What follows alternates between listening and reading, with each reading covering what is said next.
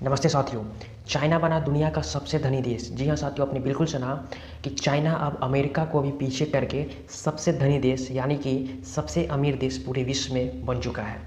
तो चलिए हम इस सारी बातें को इस वीडियो में जानते हैं। सबसे पहले इस बात की खुलासा करती है अमेरिकन कंपनी ही है एक, जिसका नाम है मैकिन्से की रिपोर्ट। उस रिपोर्ट में ये बताया कि चाइना कैसे 7 ट्रिलियन से लेके 120 ट्रिलियन का सफ़र किया और चाइना कैसे 120 ट्रिलियन के साथ ही यूएसए को सरपास कर गया, जिसकी कि अभी वैल्यू 90 ट्रिलियन है, यानी कि $90 ट्रिलियन उसकी पूरी इकोनॉमी है। और अगर हम चाइना की इकोनॉमी की बात करें तो उसकी अभी जो इकोनॉमी है वो 120 ट्रिलियन है।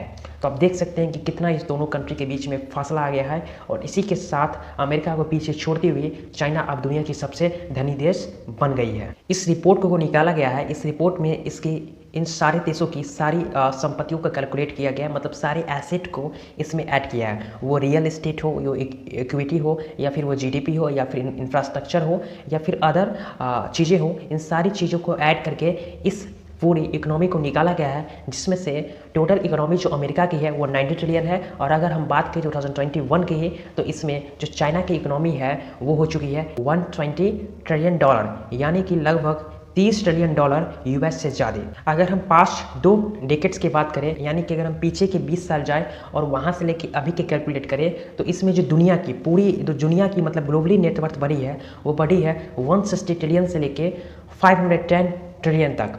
और इसमें अकेला सिर्फ चाइना 1/4 कंट्रीब्यूट कर, यानी कि जो पूरी ग्लोबल की जो नेटवर्थ है $510 ट्रिलियन, उसमें सिर्फ अकेला 1/4 यानी कि 120 ट्रिलियन तो सिर्फ चाइना ही खुद कंट्रीब्यूट करता है। तो आप समझ सकते हैं, मतलब पूरी दुनिया की जितनी भी संपत्ति है उसका 1/4 सिर्फ चाइना के पास अभी मौजूदा वक्त में है। और ये जो चाइना 1/4 पैसा बनाई है पूरी दुनिया की ग्लोबली नेटवर्थ के मुकाबले, और ये भी उसी सेम पीरियड में बनाई है, यानी कि पिछले 20 साल से लगातार ये बना रही है। जिसमें अगर हम 2000 की बात करें तो उस समय जो चाइना की इकोनॉमी हुआ करती थी वो थी $7 ट्रिलियन, और $7 ट्रिलियन से लेके अगर हम 2021 लेटेस्ट की बात करें तो पहुंच चुकी है $120 ट्रिलियन। यहाँ पे आप देख सकते हैं कि कैसे चाइना की इकोनॉमी बहुत तेज़ी से आगे बढ़ रही है, और इसी कारण से अमेरिका तक को पीछे कर दी है, जो कि अमेरिका सुपर पावर इस दुनिया का माना जाता है। अगर हम दुनिया की सारी संपत्ति की बात करें तो उसका लगभग 70% सिर्फ रियल एस्टेट में है, और जितने भी 30% फिर बच जाते हैं वो सारे इंफ्रास्ट्रक्चर्स, मशीनरीज, इन्वेंशन के तौर पे मौजूद है। इसलिए आपने सुना होगा कि कुछ महीनों पहले एवरग्रांडे, जो कि चाइना की रियल एस्टेट एक स्टॉक कंपनी है, उसकी जब शेयर गिरती है तो कैसे चाइना को और ग्लोबली $300 बिलियन का लॉस होता है। तो आप समझ गए होंगे इस रिपोर्ट से कि जो टोटल जो दुनिया के पैसे हैं, जो टोटल जो दुनिया की नेटवर्थ हैं, उसका लगभग 70% सिर्फ रियल एस्टेट में कंट्रीब्यूट करता है। और चाइना का क्षेत्रफल ज़्यादा होने से इसका फ़ायदा चाइना को डायरेक्टली मिलता है और अमेरिका को तो मिलता ही मिलता है।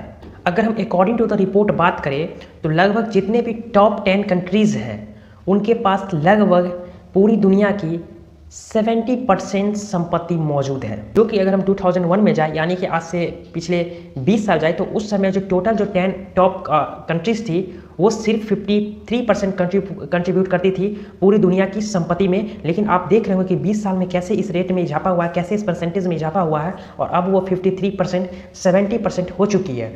और फिर अगर हम बाकी कंट्रियों से बात करें जिसकी रैंकिंग 10 to 50 के बीच है, वो सिर्फ पूरे वर्ल्ड की 30% नेटवर्थ को ही कंट्रीब्यूट करती है, यानी कि उसमें हिस्सेदारी देती है। तो आप इस पूरी रिपोर्ट में समझ गए होंगे कि rich are getting richer and poor are getting poor. कैसे एक अमीर देश जो अमीर होते चले जा रहा है और कैसे एक गरीब देश गरीब होते चला जा रहा है। तो इस रिपोर्ट से यह साबित होती है। और ये जो रिपोर्ट निकली है वो निकली है मैकिन्से करके रिपोर्ट, जो कि इसी साल निकली है, और इसी से यह पता चलता है कि चाइना अमेरिका को पीछे छोड़ दिया है पैसे के मामले में। तो आप इस पूरी वीडियो में समझ गए होंगे चाइना और यूएस की इकोनॉमी के बारे में।